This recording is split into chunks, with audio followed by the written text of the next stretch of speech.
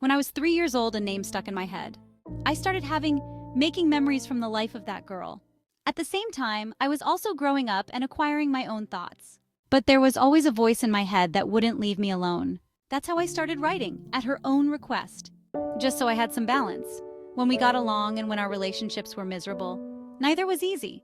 However, the fight started to make me feel like it wasn't just my subconscious, but another person. We eat different things, we write with a different hand, we have many opposing views, we have different abilities, and now controllable one alternates with the other whenever we see fit, and those around me immediately understand and comment on the difference. Many times she tells me that it's my life and I have to live it because she's already living hers somewhere else and she doesn't want to steal my time. When I was old enough and no longer afraid or ashamed, I went to a psychiatrist, which concluded that I'm fine and I just have a fantastic girlfriend and that's normal. I think I need to see another psychiatrist as well.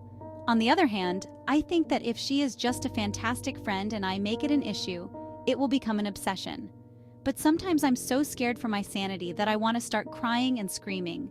To note, I have not suffered any form of violence as a child and I grew up in a balanced family, always having a great degree of freedom and infinite love. Our names are Dimitra and Kazmira.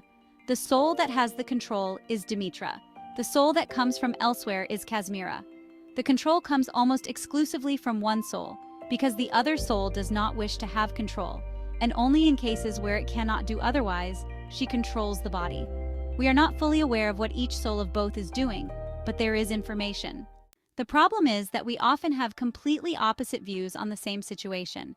In the last 10 years that I, Dimitra, stopped rejecting and started listening to Kazmira, we talk very often about her world and where exactly it is. We don't share the same memories, but we often share stories and experiences. Thank you for listening to this true story. If you want to tell us your story, you can write to us on Reddit at Real Life Story TV. Please give us a like and subscribe for future stories.